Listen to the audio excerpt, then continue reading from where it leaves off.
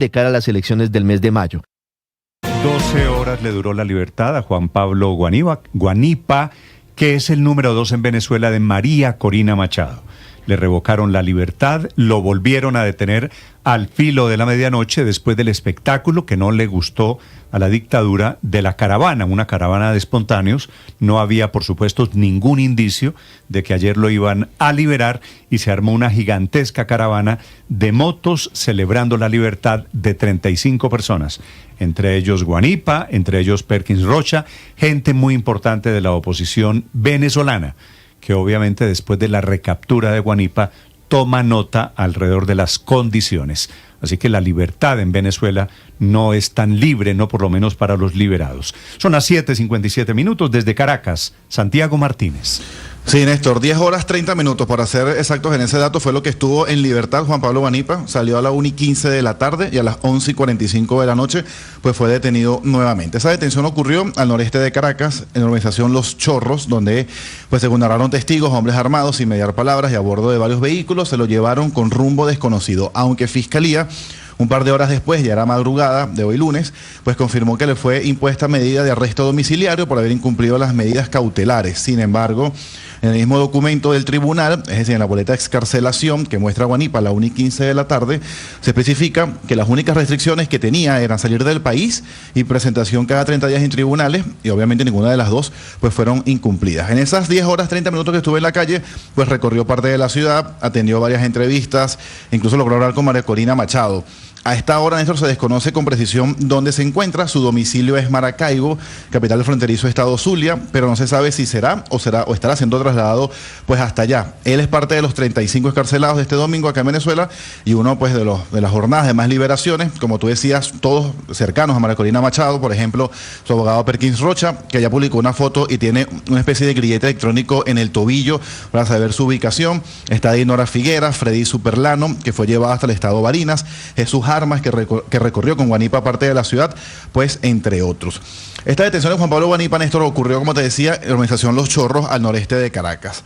Allí, a Blue Radio le dio una entrevista a Juan Pablo Guanipa, quizás una hora antes de que haya sido detenido, fue pasada a las 10 de la noche, que logramos conversar con él y le hicimos pues varias preguntas. Entre las primeras que le pudimos realizar fue pues cómo se sentía, cómo estuvo esa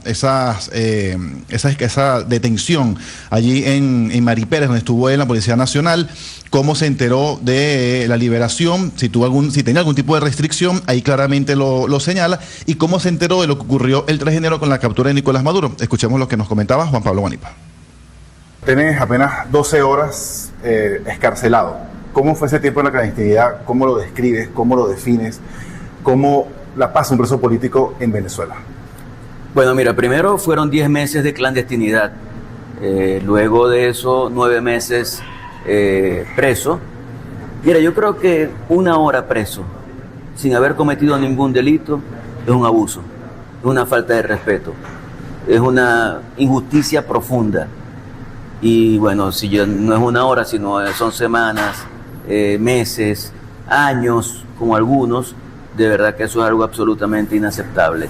Y nosotros, bueno, vivimos en una situación que yo creo que no es dada a que nadie la viva y que todos los presos políticos deben estar ya en libertad en función de que podamos iniciar un gran proceso de transformación nacional. ¿Alguna restricción tras su liberación? ¿Tiene alguna restricción?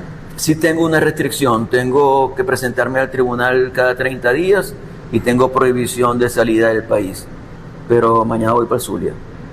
Bueno, pues Zulia. Mencionaste el 3 de enero. ¿Cómo te enteraste de lo que pasó el 3 de enero y de la captura de Nicolás Maduro? Me enteré en el momento porque escuché el movimiento de los policías, pues allí hay unos, yo diría que no sé, unos 25 policías duermen allí apartelados y comenzaron a correr desesperadamente. Yo no puedo decir que escuché alguna explosión ni nada parecido, sencillamente vi el movimiento de los policías. Ya tú tienes contacto con varios de ellos porque ellos pasan. Donde estaba la celda mía, donde está la celda, era una zona de mucho tráfico. Entonces yo me paraba en la puerta y les echaba broma, ellos me echaban broma a mí, ese tipo de cosas que tienen que ver con la personalidad de cada quien. Entonces empecé a preguntarles y me dijeron que había un ataque en este momento por parte de los Estados Unidos, y después al rato ya no fue que me lo dijeron, sino que empecé a escuchar que se habían llevado a Nicolás Maduro. Así fue como me enteré. También le preguntamos, Néstor, un poco más hablando de política, primero por qué salió ayer justamente a liderar manifestaciones por los demás presos políticos, cómo veía la decisión del presidente de Estados Unidos, Donald Trump, de dejar el poder temporalmente en manos de Delcy Rodríguez, y si había hablado con María Corina Machado, que efectivamente lo hizo, y que conversó con ella, y esto nos respondía Juan Pablo Guanipa. Ayer lo vimos salir de la cárcel, inmediatamente irse a la calle a liderar protestas, visitar cárceles, recorrer parte de Caracas.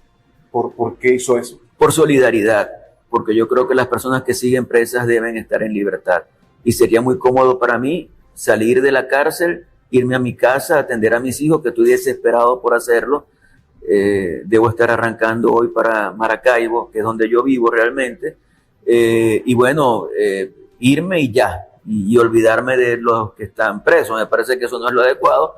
Y entonces recibí la invitación de Jesús Armas, que también salió en libertad ayer, y lo acompañé. Estuve en la Plaza Madariaga y después estuvimos en el Helicoide y en Zona 7, que son 2 centros de reclusión de presos políticos, acompañando a los familiares. En Zona 7 me di cuenta que había muchísimas carpas, lo que quiere decir que es mucha gente que vive fuera de Caracas y que, bueno, que la única opción que tienen es quedarse en las afueras de ese centro de reclusión, en algunas carpas bastante precarias. Entonces, bueno, creo que pudimos por lo menos ser solidarios con ellos y seguir exigiendo que salgan ya en libertad todos los presos políticos en Venezuela.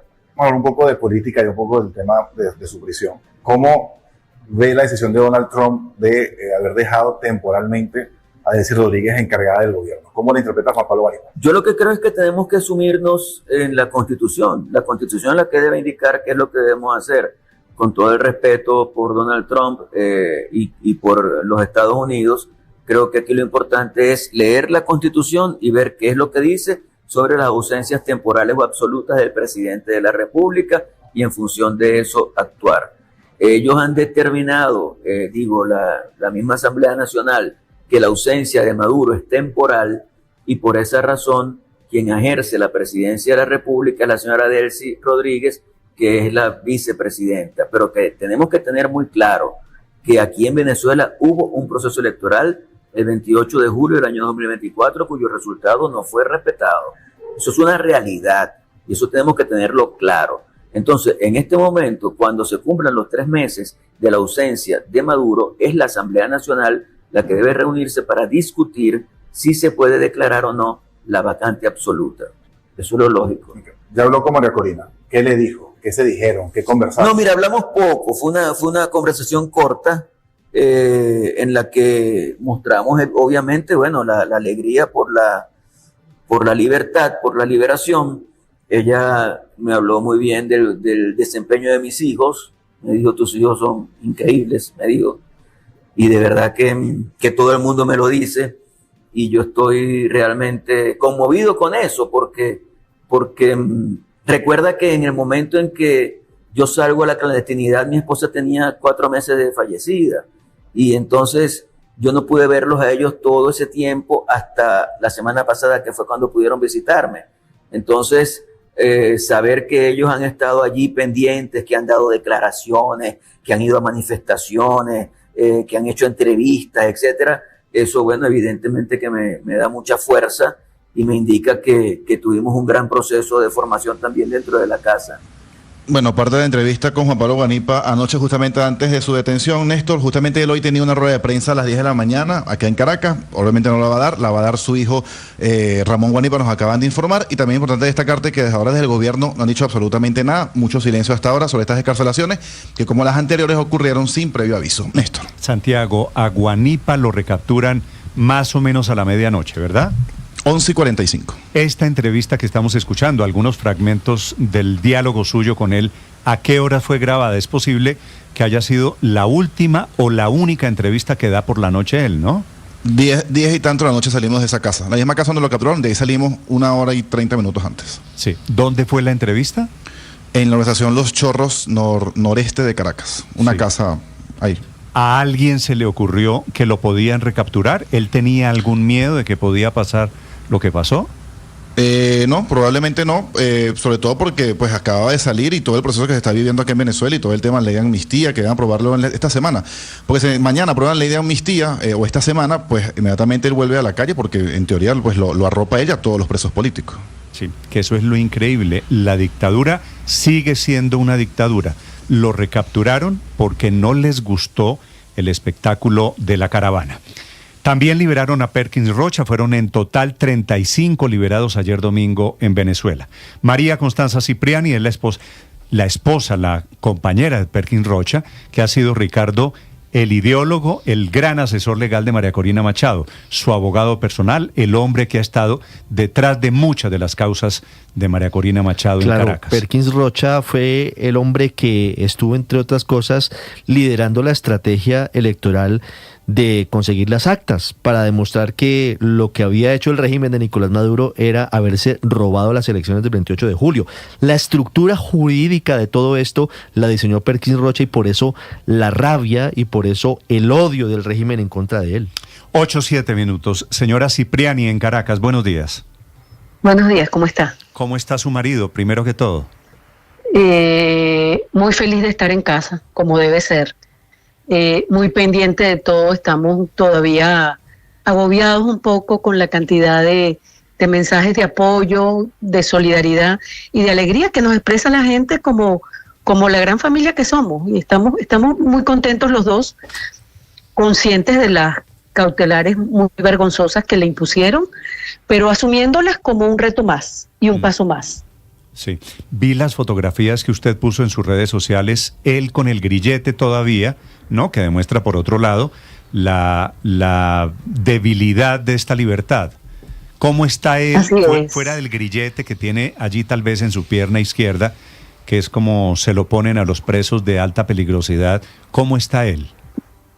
Está fuerte, siempre ha mantenido su ánimo fuerte y pensando ya en todas las cosas que puede hacer aún con sus libertades muy, muy, muy limitadas. Por eso yo siempre insisto en reafirmar que él está escarcelado, pero está fuerte, tiene su dignidad intacta y es él siendo él, es Perkins siendo Perkins, y eso a mí me hace tremendamente feliz, porque cuando usted tiene a una persona 17 meses y 20 días sometida a un injusto cautiverio, usted no sabe en definitiva qué se va a encontrar cuando esa persona salga.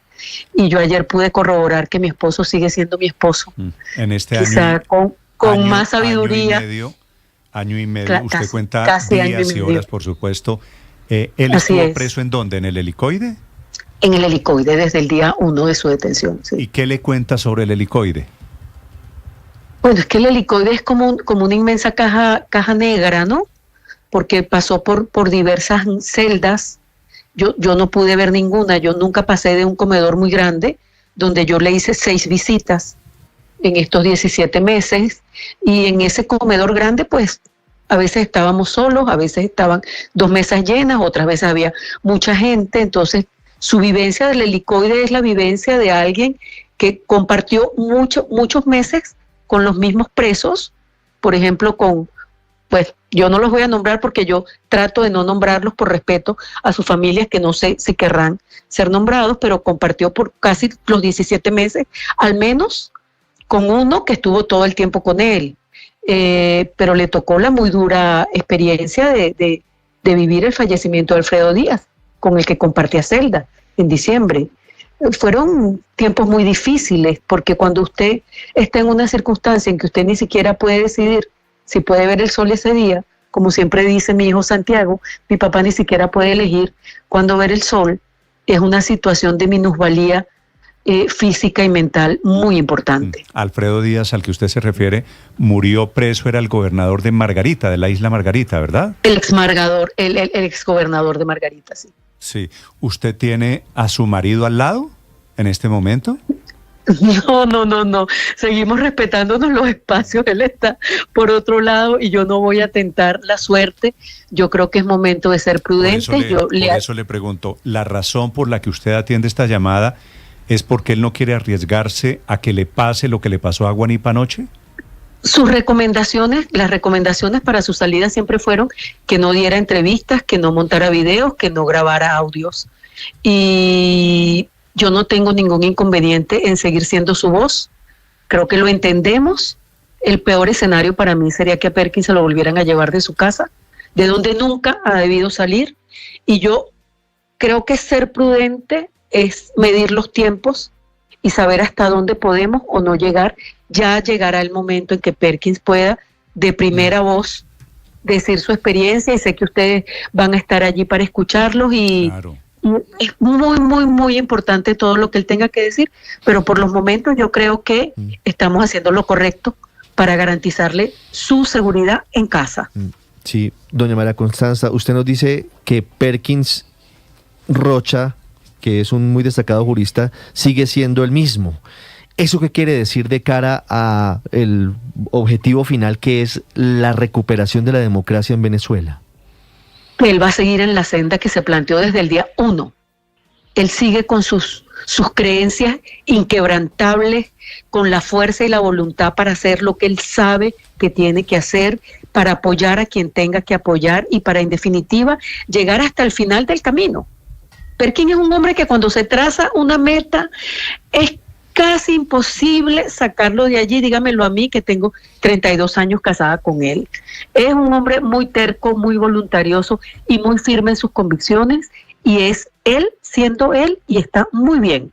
Y yo estoy seguro que cuando él pueda les dará a ustedes todas sus impresiones y podrá hablar absolutamente libre de lo que él sueña para el país y de qué es lo que él va a hacer para alcanzar ese sueño. Sí. Pues señora Cipriani, de momento, mientras llega ese momento, nuestro reconocimiento, los 35, los que quedan en cautiverio, son el símbolo de la Venezuela que está de pie luchando contra esta dictadura.